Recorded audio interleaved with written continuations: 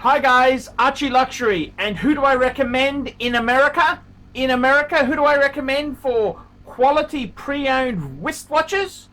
David SW, David SW, David SW. Go to davidsw.com. He is the best, the greatest pre-owned dealer in all of the United States of America. David SW, David SW, David SW. Hey guys, Archie Luxury on the Paul Pluta channel. Today guys, I'm doing a paid review. I love these paid reviews. Paid review 21QB91. Quick wristwatch check. I'm wearing Explorer 2 Rolex. Rolex Explorer 2. Here we go. Hey Arch, I'm sending you this review again, as well as 125 US dollars. Since it seems to have been lost in the confusion, my apologies. I've sent you $125 for a collection review, some background on myself. I'm 31-year-old self-employed business owner, married with a beautiful 3-year-old daughter. I'm looking for some feedback on my current collection, as well as some advice on how to move forward in the hobby. My current collection, let's jump straight in. He's got a Omega Planet Ocean with white face, dial and orange bezel. Tudor Black Bay Bronze Boucher Blue. That's the special, that's the European Tudor dealer. Tudor and Rolex. Boucher's pretty prestigious. A Tudor Black Bay, well, us Americans, you know, we think European stuff is prestigious. They're just a jewelry store. Tudor Black Bay 58925, that's the silver one. He's got a Rolex Datejust reference 1603. That's a bit of an oldie, 1603 4-digit. That'd be a plastic non-quickset. A Rolex Milgauss Sea Blue 116400GV. A Rolex Sea Dweller reference 126600. A Rolex Deep Sea James Cameron Deep Blue 12660.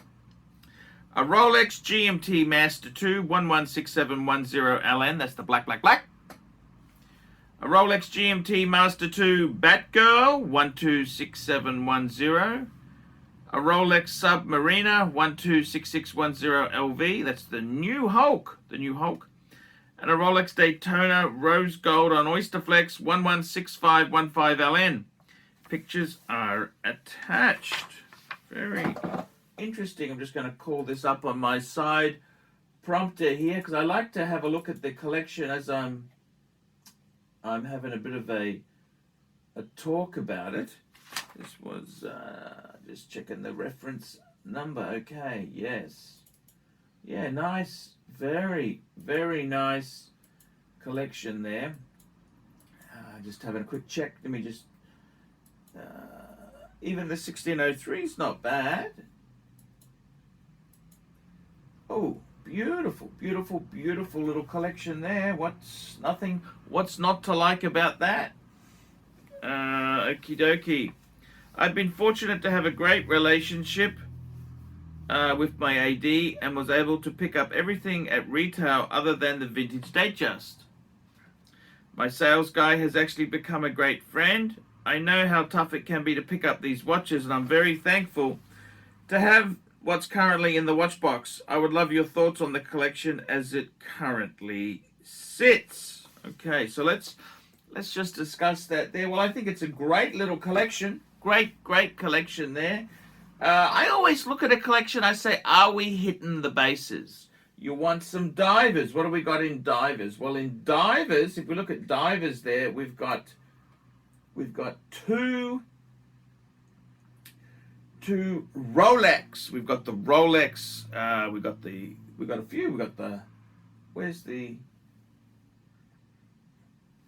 he didn't have the, what's the name in the photo, okay? In the Rolex, we've got Sea Dweller, and we've got a Deep Sea. A Sea Dweller and a Deep Sea. We've also got the Hulk. The new Hulk. Oh, that's the Cermet. So we've got 3 Rolex divers plus In Tudor, we've got two Tudors. We've got the silver 58, we've got the Bersha, and of course we've got an Omega. So we've got pretty strong in divers. In GMTs, we're also pretty strong. Not as strong as divers, but we've got two. We've got the black, and we've got the Batgirl.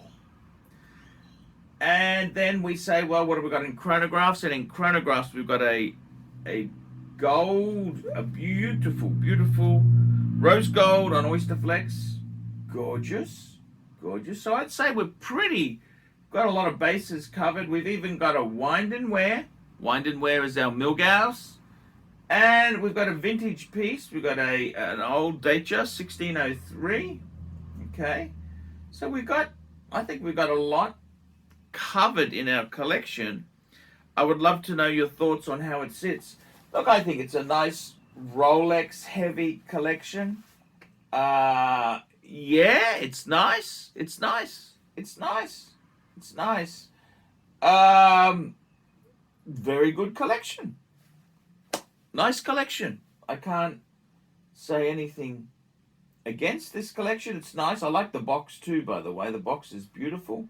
That's a nice collection. Nice. We've got all the bases sort of covered there. I think we've got a great collection. I don't know if you really, that most people would be very happy with that. I don't see a problem. Recently, I've been thinking of downsizing the collection. With 11 watches, it's so tough to get them all on the wrist as often as I'd like. 1, 2, 3, 4, 5. Oh, yes. 10 in the box and 1 on the wrist. One thought is to sell 2 out of the Omega, the Tudor Black Bay Silver, and the Tudor Black Bay Bronze Bersha, and just keep one of these. Oh, wow. Wow, wow, wow. Not sure if I need 3 high-end beaters. They're all great watches, but they don't get a ton of wrist time. I would take the funds from those specific watches and put them towards a JLC Reverso. Oh, wow. Wow. Okay, so he wants to do a bit of trimming. Yeah, okay. A bit of trimming here. Okie dokie. Well, you know what I would say? I'll tell you what I would say to trim. What I would be trimming. I'll tell you what I'd do. I would firstly say, do we really need that Datejust? Okay, it's quite a nice example, but it's kind of flawed. 36 mil. It's old. I don't know. You didn't mention anything about it being it can't be a birth year watch because that would be 90s. A birth year watch would be a 16220. That's what the equivalent of that watch would be. A 16220. So it's not a birth year watch. It's older than that. I'd probably, I don't know if it's your dad's or something like that there. I would sell, my recommendation to dump would be the Datejust. I think the Datejust 1603, I would dump that because it's, when are you going to wear it, man? I'd rather wear the Milgauss. If you're going to go somewhere special, you wear the Daytona. It's gold. Realistically, it's not 1996 anymore. These are all dress watches. Dress watches is any analog watch these days. The rules of engagement have changed. I would piss off. I would sell the Omega. I got to be completely honest with you. I'm a huge Omega fan, but I got to be honest with you. That white with orange is tacky as fike. That is very tacky. The Planet Ocean, piss it off. I'd probably also dump the silver 58. I'd dump that because you're going to get a good price for it now. They're going to get softer. They're really not that special. And I tell you what else I'd do. We're going to cut the knife. I would also say, let's piss the Bersha off. Okay, I would piss off the Bersha because, you know what? I don't particularly think it's that great. Okay, so I would piss off the Planet Ocean, the Bersha. Actually, down the bottom row, those 4. Boom, boom, boom, boom, boom. Bang, bang, bang, bang, bang. Get rid of the 1603. Get rid of the silver 58 Black Bay. Get rid of the Bersha and get rid of the Omega. Those four, I'd cut them out. I would cut that out, okay? Because let's face it, if we cut that out, we would still have divers. We have three Rolex divers, 2 GMTs, a Daytona, 321, beautiful. Wind and wear in the milli, right? Add a reverso, yes sirree. And don't go cheap, get a really nice reverso. Be careful, you don't want to, you want to buy that pre-owned, you don't want to buy that new. You don't want to buy that new. That's what I would piss off. I'd get a reverso. I reckon the tribute calendar would be nice. Tribute to 1931 would be good. Nice big size. Reverso Grand is what you want. I got the Reverso Grand Date. A big size. You want to get a big size. So definitely the Reverso, I think, is a good idea there. Next thought was maybe packaging a few of the Rolex sports models together to move up into a Patek or Vacheron. No, don't do that. No. Maybe even a Jean, FP Jean. No, I wouldn't do that. Number one, you're going to piss off the dealer's relationship, okay? They don't like you flipping. They don't like you flipping, okay? Then you're going to burn that if you start doing that. And the next thing is, are you really a watch dealer? Are you a watch dealer? Or are you, you know what? I got some Pateks and I love them. I love them. Very delicate. They're kind of, even the metal Pateks are delicate. Vacheron ditto. Vacheron, they're not the same. I would honestly, I think it's a bit of snobbery. You're so happy with Rolex. It's like having a Mercedes-Benz and then you say, oh, I want to get the Bentley. It'll be even better. Well, it is better in the luxury stakes, but the reliability, the durability is nowhere near like the Mercedes. And this is the same thing. So I would say that is stupid. I would stick with what you got. Man, you got a rose gold Daytona. Why do I need to? That's really dumb. It's a tough decision for me because I do love all of the Rolex. And I know I would be paying top dollar to get them in the future. Definitely, you're going to pay a lot more to get these back in the future. Sell Rolex. That's a silly, silly thing to do. If I felt I made a mistake, you buy them back in the future. If you made a mistake, you're doing a mistake. That's why I'm here to warn you and tell you not to do it. Don't think my sales guy would sell me the same watch twice at retail. Yeah, I don't think he would either. What do you think? You're a flipper. Should I just save up and add to the collection? I tell you what, you know what might be a good idea? Why don't you stop? That's what I would say. Or should I downsize into higher quality pieces? No, I'd just keep what you got. What else do you suggest that would fit into my collection? I'm totally open to any advice you have for me and everything is on the table. I got to be completely honest with you. What's his name? His name is John. John, the problem is you have enjoyed success common mortals will never experience. And you're not happy. That's the thing. You're thinking, well, you know. See, unfortunately, most people never get to achieve those lofty goals. And you've achieved it. And then you're thinking, what's more to be there? I got to be totally honest with you. You've got a beautiful, beautiful, beautiful, beautiful collection. My advice to you? My advice to you would be to stay in this zone, stay in this range here. That's what I'd be doing, man.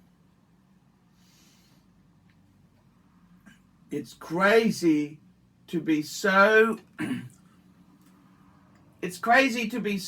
kind of focused on what's the next step then? Now, I can just imagine with you, with the type of watches you've got, they're all kind of popular model. You're not going to be happy buying a girl size world time or an annual cat. No, no, no. You want the Nautilus. You want the Nautilus or the Aquanaut. And they're really, it's hard to explain, but I've been down this journey myself, and I got to be totally honest with you.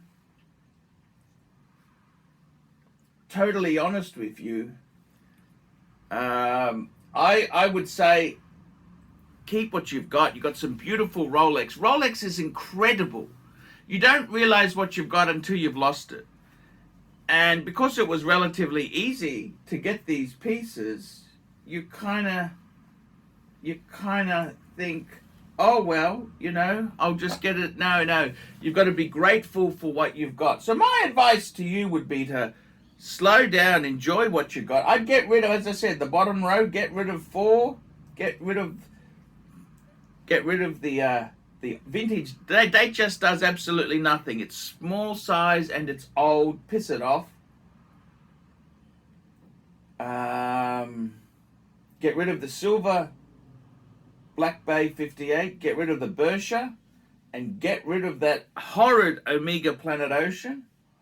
I would just keep what you got. Add a reverso. Make sure it's a big reverso, otherwise you're going to be unhappy. I wouldn't necessarily go Patek. The problem with your collection is, I'll be honest with you, if I told you, you're not really, I don't see you going for a Calatrava or something like that. You'd want to go for an Aquanaut or a Nautilus, and you'd have all this justification why that's the way, but I think you're probably more influenced by what's cool in the media as opposed to what you actually like. But I would seriously say to you, enjoy what you've got. Don't sell anything. Those Rolexes, besides that 1603, which dump that, I would keep all the Rolexes. Don't sell them. Just keep them. They're a good little investment. They're great watches. Just enjoy that. That's what I would seriously do. That's honestly how I would handle it. Forget Patek or Vacheron or Journe. No. They're very delicate. They're very expensive. And I wouldn't be selling. You become a flipper. And it is not going to end well for you. It's not going to end well for you. They're delicate. They're Viking expensive. The models that you want are not cheap. So I honestly can say that to you. I would just be content with what you've got there. And I got to be honest, if you want to buy one of these fancy wancy things, and knowing you, it wouldn't be the bargain Patek. You want the Nautilus or the Aquanauts. It's big money. So if your ego can pay if your ego can write the check, well, you know, maybe get it. But I'd be staying with what you got, okay? Just enjoying the fact that most people couldn't get a fraction of your collection. Okay, guys, that's the show for today. Like, subscribe, tell your friends. Don't forget to put some comments down below. Remember, I can't survive on Google Ads alone. I desperately need more paid reviews to keep me full-time on YouTube. Paid reviews help me make quality content for the audience. Please look at getting a paid review. It really helps me. $50 US. And if you pay a bit more, I'll give you a bit more longer video. Guys. Also, you can sponsor me on Patreon. Patreon people get all sorts of tidbits from me during the week. If I'm looking at some interesting videos, I'll share it with my Patreons. You want a relationship with Archie? Join Patreon. Okay, guys, see you in the next one. Hey guys, check out one of my best friends, Jamie Opulence on YouTube. Just go to Jamie Opulence on YouTube. A fantastic channel from my good friend Jamie. Check it out, guys. Hey guys, ArchieLuxury. Guys, I want to introduce a new service to you. ValueYourWatch.com. Proud supporters of ArchieLuxury.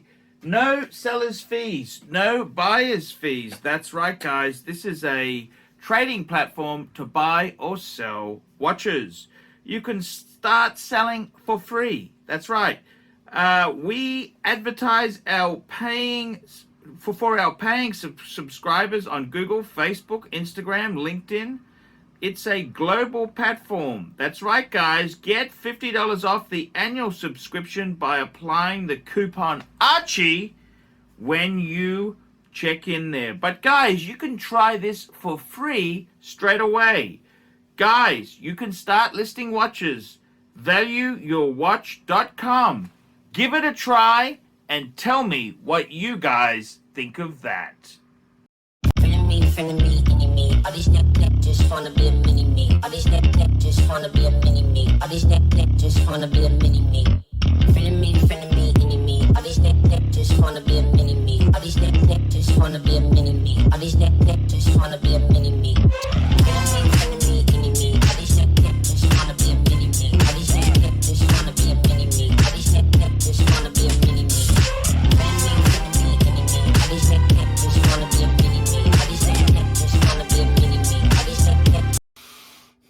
Like, subscribe, and tell your friends, and don't be afraid to get a paid review. $50 for a paid review. It helps me stay full-time on YouTube, and I will see you in the next one. $50 paid review. I can't survive on Google Ads. I need your support. And guys, you could also sponsor me on Patreon. Patreon allows you to pay as little as $1 a month to keep me on YouTube. Hey guys, ArchieLuxury. Who do I recommend for watches in Brisbane and Sydney? Vintage Watch Co. That's correct. Vintage Watch Co. in Brisbane Arcade in Brisbane and the Strand Arcade in Sydney. Vintage Watch Co. Brisbane and Sydney. Ronnie, I've known him since the late 90s. Ronnie is a top bloke. Luke is a great guy. Vintage Watch Co. That is who I recommend in Australia. Check out Vintage Watch Co. and the guys' amazing range of watches. They also do service and repairs. Vintage Watch Co. That is where the Pontiff goes. You know, some of my Pateks came from Vintage Watch Co. That's right, guys. Vintage Watch Co.